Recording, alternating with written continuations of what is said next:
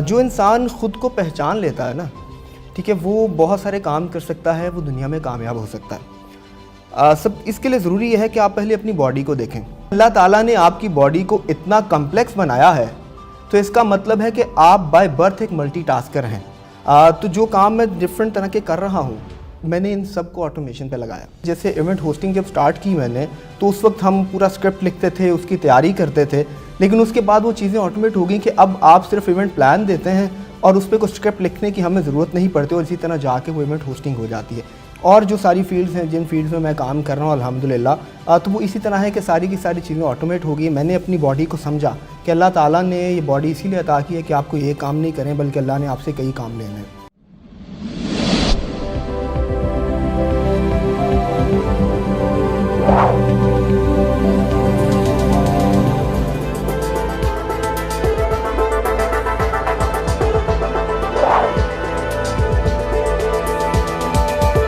السلام علیکم ناظرین، میں ہوں علی رحمان خالد۔ آج جو مہمان ہمارے ساتھ موجود ہیں وہ ایک ہمہ جہت شخصیت کے مالک ہیں۔ وہ ایک ایونٹ مینیجر ہیں، ایک ہوسٹ ہیں، ایک پبلک سپیکر ہیں، اور اس کے علاوہ 600 سے زیادہ آرٹیکلز ان کے اب تک پبلش ہو چکے ہیں۔ آئیے ان سے ملتے ہیں اور جانتے ہیں کہ وہ اتنا سارا کام ایک ساتھ کیسے کر لیتے ہیں، کیا انہیں اس میں کوئی مشکل پیش نہیں آتی، اور اگر وہ اتنا سارا کام کر لیتے ہیں تو وہ اس کو مینیج کیسے کرتے ہیں۔ آئیے ان سے ملاقات کرتے ہیں۔ بہت بہت شکریہ احسن کامرے صاحب آپ کی تشریف آوری کا۔ سب سے پہلے تو مجھے یہ بتائیے گا کہ آپ ایک ملٹی ڈائمینشنل پرسنالٹی ہیں، اتنے سارے کام آپ ایک ساتھ کیسے مینیج کر لیتے ہیں؟ بہت شکریہ علی، آپ نے مجھے یہاں انوائٹ کیا، اور آپ ماشاءاللہ بہت اچھا کنڈکٹ کرتے ہیں۔ میں نے آپ کے کچھ انٹرویوز دیکھے ہیں، اور قاسم علی شاہ صاحب کا شکریہ کہ انہوں نے مجھے آنر کیا، یہاں بلایا آج انٹرویو کے لیے۔ دیکھیے، سب سے پہلی بات یہ ہے، جو آپ کا سوال ہے اس کی طرف آتے ہیں۔ جو انسان خود کو پہچان لیتا ہے نا، ٹھیک ہے، وہ بہت سارے کام کر سکتا ہے، وہ دنیا میں کامیاب ہو سکتا ہے۔ سب اس کے لیے ضروری یہ ہے کہ آپ پہلے اپنی باڈی کو دیکھیں، سر سے لے کر پاؤں تک آپ چیک کریں۔ تو اگر اللہ تعالیٰ نے آپ سے کوئی ایک کام لینا ہوتا تو وہ پھر آپ کو کوئی ایک چیز دے دیتا۔ وہ آپ کو دماغ دے دیتا کہ آپ سوچتے رہیں، آنکھیں دے دیتا کہ آپ دیکھتے رہیں، ناک دے دیتا کہ آپ سونگھتے رہیں، کان دے دیتا کہ سنتے رہیں، زبان دے دیتا کہ بولتے رہیں، ہاتھ دے دیتا کہ لکھتے رہیں یا چلاتے رہیں، پاؤں دے دیتا کہ چلتے رہیں۔ لیکن اللہ تعالیٰ نے آپ کی باڈی کو اتنا کمپلیکس بنایا ہے، تو اس کا مطلب ہے کہ آپ بائی برتھ ایک ملٹی ٹاسکر ہیں۔ اچھا، آپ کی جو اللہ نے جو نیچر بنائی ہے وہ ایک ہی وقت میں کئی کام کرنے کی ہے۔ جیسے اب میں اور آپ ابھی یہاں پہ بات کر رہے ہیں، لیکن کیا اس کے پیچھے ہمارے جو باقی فنکشنز ہیں باڈی کے، وہ بند ہو گئے؟ نہیں، بند نہیں ہو گئے۔ اس کا مطلب یہ ہے کہ ہمیں خود کو آٹومیشن پہ لگانا ہے، ٹھیک ہے۔ جو ہم ڈفرینٹ کام کرتے ہیں وہ اس طرح سے ہم ان کو بیلنس کر لیں، ان کو مینیج کر لیں کہ وہ خود بخود چیزیں ہوتی چلی جائیں۔ اب آپ نے جو بات کی ہے، جس طرح آپ نے انٹرو میں بھی ذکر کیا، تو جو کام میں ڈفرینٹ طرح کے کر رہا ہوں، میں نے ان سب کو آٹومیشن پہ لگایا۔ مطلب میں اگر ایونٹ ہوسٹنگ کرتا ہوں تو سٹارٹ میں وہ آگے چل کے بھی ہم جب بات کریں گے اس کے اوپر، ڈفرینٹ کویسچنز جو آپ نے کچھ کرنے ہیں ہماری پبلک سپیکنگ اور ان ساری چیزوں پہ، تو پھر آگے چل کے بھی اس کو بتائیں گے کہ اس میں یہ ہے کہ جو چیزیں آپ سٹارٹ میں کر رہے ہوتے ہیں وہ اسٹرگل ہوتی ہے آپ کی، وہ چیزیں ایڈ آن ہو جاتی ہیں۔ جیسے ایونٹ ہوسٹنگ جب سٹارٹ کی میں نے، تو اس وقت ہم پورا اسکرپٹ لکھتے تھے، اس کی تیاری کرتے تھے، لیکن اس کے بعد وہ چیزیں آٹومیٹ ہو گئیں کہ اب آپ صرف ایونٹ پلان دیتے ہیں اور اس پہ کوئی اسکرپٹ لکھنے کی ہمیں ضرورت نہیں پڑتی، اور اسی طرح جا کے وہ ایونٹ ہوسٹنگ ہو جاتی ہے۔ اسی طرح ایونٹ مینجمنٹ ہے یا ایونٹ پلاننگ ہے، تو اب وہ چیزیں ساری آٹومیٹ ہو گئی ہیں۔ لکھنے کی بات ہے، اور جو ساری فیلڈز ہیں، جن فیلڈز میں میں کام کر رہا ہوں الحمدللہ، تو وہ اسی طرح ہے کہ ساری کی ساری چیزیں آٹومیٹ ہو گئی۔ میں نے اپنی باڈی کو سمجھا کہ اللہ تعالیٰ نے یہ باڈی اسی لیے عطا کی ہے کہ آپ کو یہ کام نہیں کریں، بلکہ اللہ نے آپ سے کئی کام لینے ہیں۔ سر، پبلک سپیکنگ، ایونٹ ہوسٹنگ اور پھر آرٹیکل لکھنے تک کا سفر، یہ اتنی ڈائیورسیفائی آپ کی زندگی کیسے چلی؟ علی، ہم جو یہ چیز کہتے ہیں نا کہ ماں کی گود بچے کی پہلی درسگاہ ہوتی ہے، تو ماں کے ساتھ ساتھ ایک باپ کا کردار بھی ہوتا ہے۔ اچھا، اور پھر آپ کے جو فیملی کا انوائرمنٹ ہوتا ہے، یہ بڑا میٹر کرتا ہے۔ ٹھیک۔ میرے فادر کو لکھنے پڑھنے کا شوق تھا، میری والدہ کو شوق تھا، اور میری والدہ ماشاءاللہ اپنی فیملی کی فرسٹ وومن ہے جنہوں نے ماسٹرز کیا۔ میرے فادر اپنی فیملی میں سے فرسٹ ہیں جو انہوں نے گریجویشن تک جو ہے وہ انہوں نے ایجوکیشن حاصل کی ہے۔ تو ہمارے گھر میں ایک پڑھنے لکھنے والا انوائرمنٹ تھا، یعنی بچپن سے ہی تعلیم و تربیت میگزین آتا تھا، نیوز پیپرز آتے تھے، ہم ان کو پڑھتے تھے. صحیح. اس کے بعد جو ایکسٹرا کریکولر ایکٹیویٹیز تھی, میں اس معاملے میں لکی ہوں کہ میری جو اسکولنگ ہے وہ پرائیویٹ اسکول سے ہوئی ہے. اچھا. اور وہاں ایکسٹرا کریکولر ایکٹیویٹیز پہ زیادہ فوکس کیا جاتا تھا. اور میرے پیرنٹس نے ہمیشہ, کوئی بچہ پیچھے رہ جائے تو رہ جائے, ہمیں کسی بھی ایسی ایکٹیویٹی میں انہوں نے کبھی نہیں روکا, بلکہ ایکٹیولی پارٹیسپیٹ کرنے پہ انہوں نے موٹیویٹ کیا, فوکس کیا, ہماری ہیلپ کی. تو پبلک اسپیکنگ کا جو سٹارٹ ہے وہ اس طرح سے ہے کہ اسکول کی جو مارننگ اسمبلی ہوتی تھی وہ ہوسٹ کرتے تھے. اچھا. وہاں وہاں سے وہ سٹارٹ ہوا, ڈبیٹس میں آنا شروع ہوئے, پھر آہستہ آہستہ کرتے کرتے اس کو ایک پروفیشن کے طور پہ اڈاپٹ کر لیا. اسی طرح ایونٹ ہوسٹنگ کی بات ہے, جب ہم اسمبلی ہوسٹ کرتے تھے, ہم اسکول کے اینول فنکشنز ہوسٹ کرتے تھے, تو وہ چلتے چلتے پھر یونیورسٹی میں پہنچے. تو وہاں جو پہلا ایونٹ تھا اس کا آڈیشن دیا, سلیکٹ ہو گیا کہ میں نے ہوسٹ کرنا ہے. پھر جب تک میں یونیورسٹی میں رہا ہوں تو اپنے سارے یونیورسٹی کے پروگرامز میں نے کیے. اس کے ساتھ ساتھ پھر پروفیشنل ہوسٹنگ جو ہے وہ اس کا سٹارٹ ہو گیا, اور الحمدللہ اب تک میں نے 100+ نیشنل انٹرنیشنل ایونٹس ہوسٹ کیے ہیں پاکستان میں, اور اللہ کا کرم ہے کہ یہ سفر چل رہا. اور باقی جو آپ کا لکھنے والا سوال ہے, تو ظاہر ہے جب پڑھتے تھے تو لکھتے بھی تھے. اسکول میں ہماری کریٹیو رائٹنگ کمپٹیشنز ہوتے تھے, تو وہ کمپٹیشنز کرتے کرتے وہ چیزیں لکھتے لکھتے ہمیں رٹے کی بجائے خود لکھنے پہ فوکس کیا جاتا تھا. ٹیچرز یہ کہتے تھے کہ آپ خود لکھیں, جو کویسچن ہے وہ ہمیں سمجھا دیتے تھے, اس کو خود ہمیں ایلیبوریٹ کرنا ہوتا تھا. تو وہ پھر ایک لکھنے کا وہاں سے سفر سٹارٹ ہوا. تو جب میتھ کام کی ڈگری حاصل کی تو پھر الحمدللہ وہ اسی طرف چل نکلے. اب یہ میرا پروفیشن ہے, یہ ساری چیزیں جو آپ نے ابھی سوال کیا ہے. سر آپ اپرچونٹی کلب کے بانی بھی ہیں اور اس کے CEO بھی ہیں, اس کو بنانے کا مقصد کیا تھا؟ علی, میں نے اپنی لائف میں ایک چیز دیکھی ہے, خاص کر اپنے فرینڈز میں, اپنے کلیگز میں, اپنے ارد گرد کے لوگوں میں, کہ لوگوں میں کچھ ضرورت سے زیادہ کرنے کی چاہت نہیں ہے. اگر وہ جاب کر رہے ہیں تو وہ یہ سمجھتے ہیں کہ ہمیں جتنے پیسے ملتے ہیں ہمیں اتنا کام کرنا چاہیے. اگر وہ اسٹوڈنٹ ہیں تو ان کی کوشش ہوتی ہے کہ ہم اپنی اس ایجوکیشن سے کس طرح سے ہم جان چھڑا لیں, ہمیں کوئی شارٹ کٹ مل جائے کہ ہم یہ کر لیں. تو اپرچونٹی کلب بنانے کا پرپز یہ تھا کہ ہم لوگوں کو ایک تو انگیج کریں, ان کی گرومنگ کریں, ان کو بتائیں کہ دنیا اس طرح سے نہیں ہے جیسے آپ سوچتے ہیں. کہ ہوتا یہ ہے کہ آپ اتنی ڈگری حاصل کرنے کے بعد آپ وہ کریئر اپنا پرسیو نہیں کر پاتے ہیں, کیونکہ آپ نے وہ سکلز ہی نہیں حاصل کی ہوتی جو آپ کو ڈگری کے بعد چاہیے پروفیشنل فیلڈ میں. تو اپرچونٹی کلب میں ایک تو یہ کیا ہم نے کہ جو پروفیشنلز ہیں اور جو اسٹوڈنٹس ہیں ان کو لنک کیا. صحیح. یعنی اکیڈیمیا انڈسٹری لنکیج ہے. اس میں ہمارے پاس ینگ انٹرپرینیورز بھی ہیں, اس میں ہمارے پاس بزنس کمیونٹی بھی ہے, اس میں کرنٹ اسٹوڈنٹس بھی ہیں, اس میں ڈفرینٹ یونیورسٹیز کے الومنائی بھی ہیں, اور ہماری ڈفرینٹ کیٹیگریز ہیں اس کے اکارڈنگ. تو پھر ہم کیا کرتے ہیں کہ ان کی گرومنگ کرتے ہیں, ان کا والنٹیئر ورک بھی ہے, ان کے لیے فری ٹریننگز بھی ہیں. ہم سیمینارز, ہم کانفرنسز, ہم سمٹس بھی آرگنائز کراتے ہیں, اویئرنیس کیمپینز کرتے ہیں, ہم میڈیکل کیمپس وغیرہ آرگنائز کراتے ہیں. یہ جو ساری چیزیں ہیں ان سے ان کی لرننگ ہوتی ہے. پھر اسٹوڈنٹ کو سب سے زیادہ یہ ہوتا ہے کہ ہمیں کہیں پہ انٹرنشپ مل جائے یا ہمیں جاب مل جائے. تو ہم وہ بھی ایک لنک کر رہے ہیں ان کو انڈسٹری کے ساتھ, کہ وہ ڈفرینٹ فیلڈز, ڈفرینٹ سیکٹرز کے ساتھ, کہ وہ اپنے اپنے اکارڈنگلی ان کانٹیکٹ سے فائدہ اٹھائیں, اور ہمارے جو ممبرز ہیں وہ ایک دوسرے کو ہیلپ آؤٹ کرتے ہیں ان ساری چیزوں میں. تو کلب کو بنانے کا پرپز یہ تھا کہ ہم ان کی ٹریننگ کریں, ہم ان کی گرومنگ کریں, ہم ان کی پرسنالٹی ڈیولپمنٹ کریں, ہم ان کو بتائیں کہ یار دنیا اتنی لمیٹڈ نہیں ہے. آپ بھی 90s سے ہیں, میں بھی 90s سے ہوں. اگر ہم اپنا وہی پرانا دور دیکھ لیں تو اس وقت کیا ہوتا تھا کہ ہمارا کمپٹیشن صرف اس کے ساتھ ہوتا تھا, ہمارے اپنے کزنس کے ساتھ, ہماری اپنی کلاس کے ساتھ, یا ہمارے اپنے ایریا میں جو ہماری ایج کے چند ایک لوگ ہوتے تھے ان کے ساتھ. لیکن اس کو اگر فاسٹ فارورڈ کرتے ہیں تو آج کی دنیا میں ہمارا کمپٹیشن ان تمام لوگوں کے ساتھ ہے جو ہماری ایج میں ہیں اور ہمارے جیسا کام کریں پوری دنیا میں. کیونکہ یہ اینڈرائڈ فون کی وجہ سے, یہ کنیکٹیوٹی کی وجہ سے اب ہم آپس میں لنک ہو چکے ہیں, اور اب کوئی بھی بندہ, کوئی بھی شخص, کوئی بھی آرگنائزیشن, کوئی بھی ملک جو ہے وہ آئسولیشن میں نہیں رہ سکتا. تو یہ بیسک پرپز ہے کہ یوتھ کو امپاور کرنا, اور یہ ہمارا انیشیٹو ہے بیٹر ورلڈ کے لیے, کہ ہم سب کو اس طرح سے ملائیں کہ جہاں سب کے لیے ایکول اپرچونیٹیز ہوں, کہ ہم ان کو گروم کر رہے ہیں, ہم ان کو گائیڈ کر رہے ہیں, ہم ان کو بتا رہے ہیں, ہم ان کو لنک کر رہے ہیں کہ آپ کے پاس اپرچونیٹیز بہت زیادہ ہیں, آپ ان سے فائدہ اٹھائیں. اور یہ جو آپ مایوسی لے کے پھرتے ہیں کہ ہمارے پاس وسائل نہیں ہیں یا اس ملک میں کچھ ہو نہیں سکتا, یہ بالکل غلط ہے.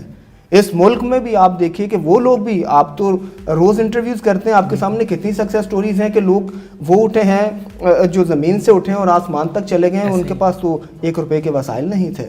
تو یہ اس کے پیچھے پرپز ہے کہ ہم ان کو ایجوکیٹ کریں, ان کو گائیڈ کریں, ان کی گرومنگ کریں, ان کی نیٹ ورکنگ کریں, اور ان کو دنیا میں جو کچھ ہو رہا ہے اس کے ساتھ ان کو لنک کریں. سر ویسے تو آپ کی بے شمار اچیومنٹس ہیں, کوئی ایسی اچیومنٹ جو آپ کے دل کے بہت قریب ہو؟ علی, ہر اچیومنٹ جو ہے نا وہ دل کے قریب ہوتی ہے. ٹھیک ہے. آپ یہ سمجھیں کہ کبھی صرف اچیومنٹ یہ ہوتا تھا کہ یار کسی ایونٹ میں چلے جائیں اور اس سیلیبریٹی کے ساتھ پکچر ہو جائے, وہ دور بھی یاد ہے اور وہ اچیومنٹس بھی دل کے قریب ہیں.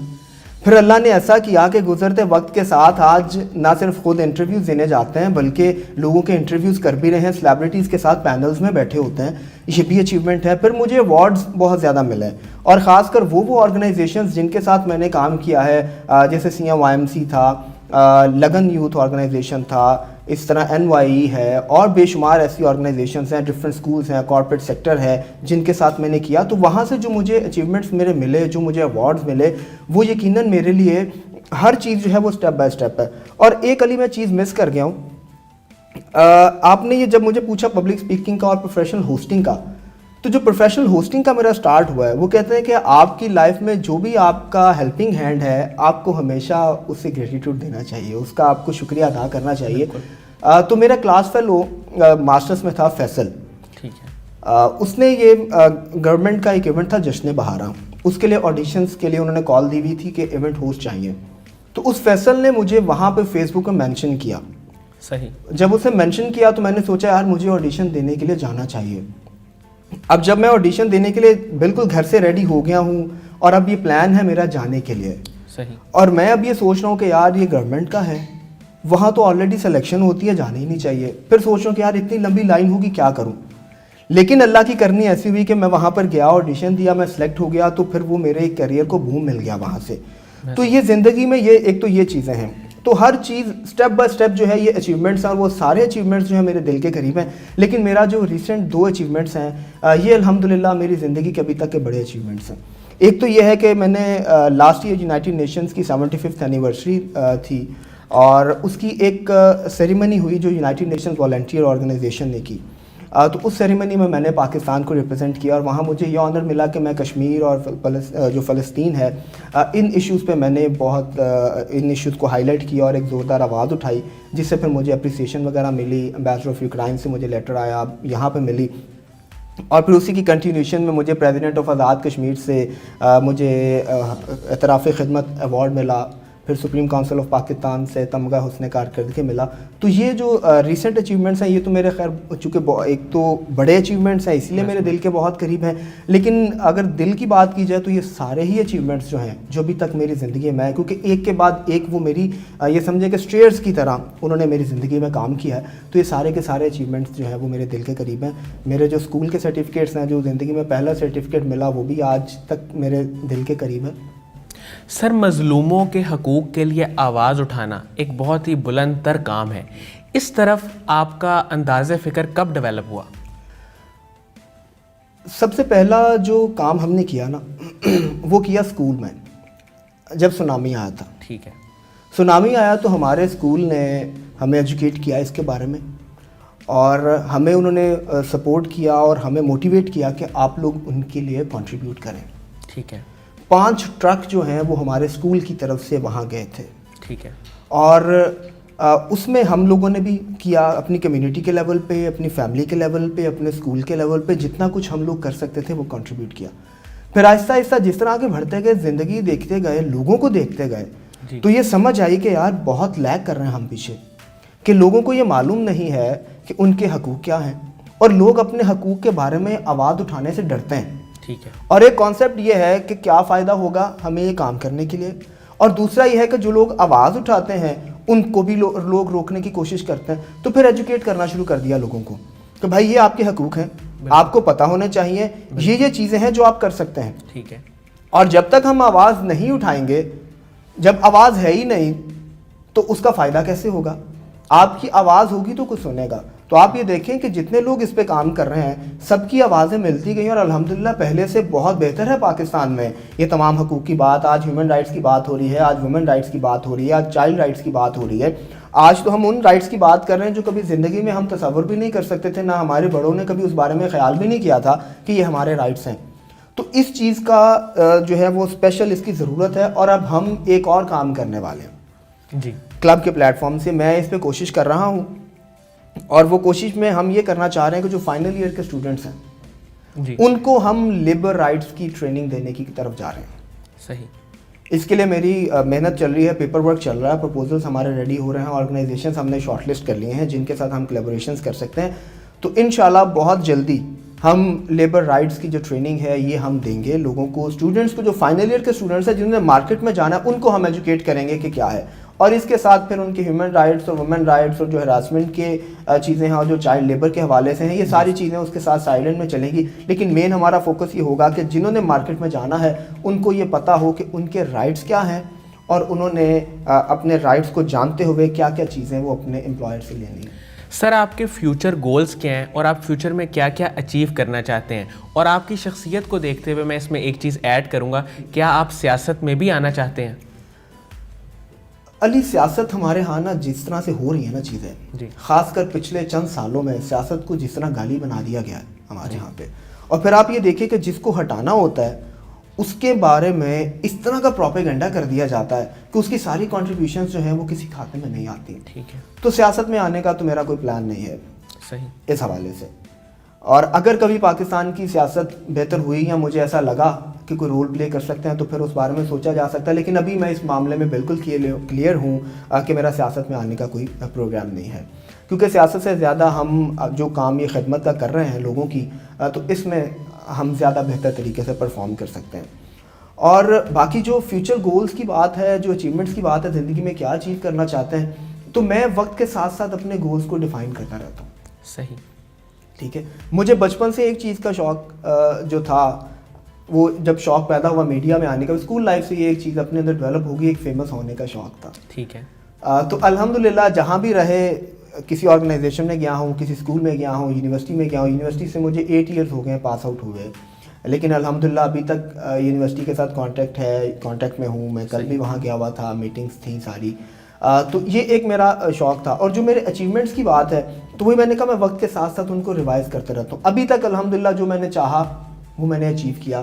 اللہ کا ایک خاص کرم ہے, بڑوں کی دعائیں ہیں, پیرنٹس کی دعائیں ہوتی ہیں, ٹیچرز کی دعائیں ہوتی ہیں, آپ جیسے جو دوست ہیں, بھائی ہیں, ان کی دعائیں ہوتی ہیں.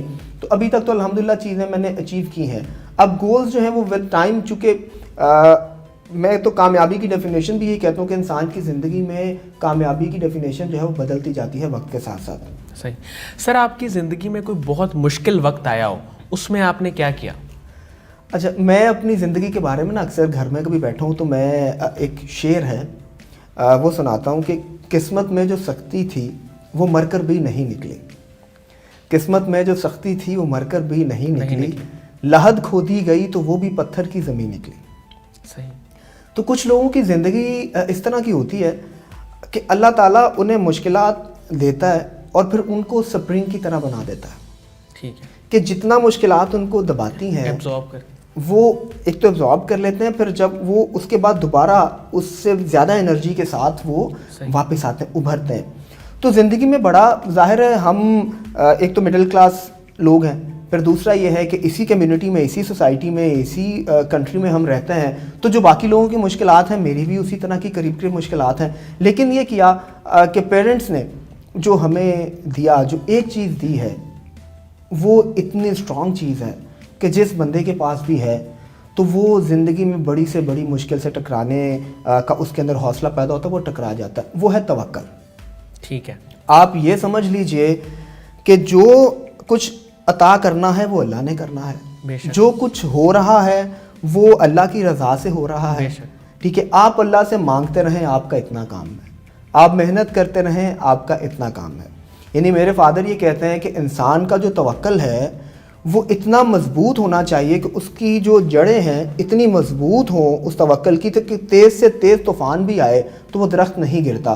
درخت ہمیشہ وہی گرتا ہے جس کی جڑیں کمزور ہوتی ہیں, اور جب طوفان آتے ہیں, آندھی آتے ہیں, وہ گر جاتے ہیں. لیکن جن درختوں کی جڑیں جو ہیں وہ مضبوط ہوتی ہیں, ان کی گرپ ہوتی ہے زمین کے اندر, وہ درخت تیز آندھیوں میں بھی نہیں گرتا. تو یہ ایک توکل آپ کی ایسی ڈرائیونگ فورس ہے جو آپ کو کبھی زندگی میں بڑی سے بڑی مشکلات جو ہیں ان سے نمٹنے میں بھی آپ کو مدد دیتی ہے, اور آپ کو ایسے لگتا ہے کہ جیسے میری زندگی میں تو وہ کچھ تھا ہی نہیں, میں تو ایسے ہی ان چیزوں کو مشکلات سمجھ رہا تھا, اللہ نے اتنا کرم کیا کہ معاملات حل ہو گئے.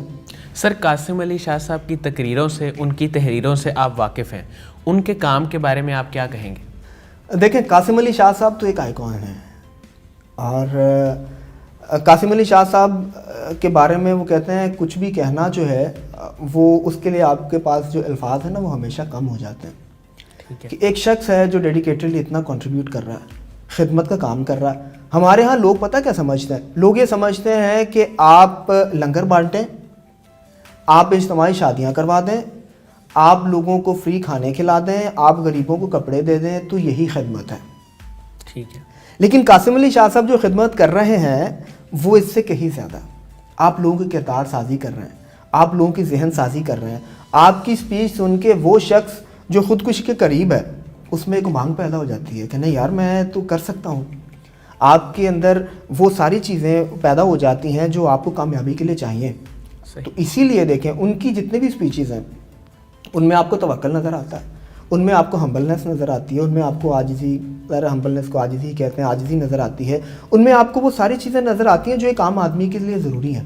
ٹھیک ہے، تو قاسم علی شاہ صاحب کا اور پھر اللہ تعالیٰ دیکھیں نوازتا بھی انہی لوگوں کو ہے جو عاجز ہوتے ہیں، کہ درخت کو جتنا پھل لگتا ہے وہ جھک جاتا ہے۔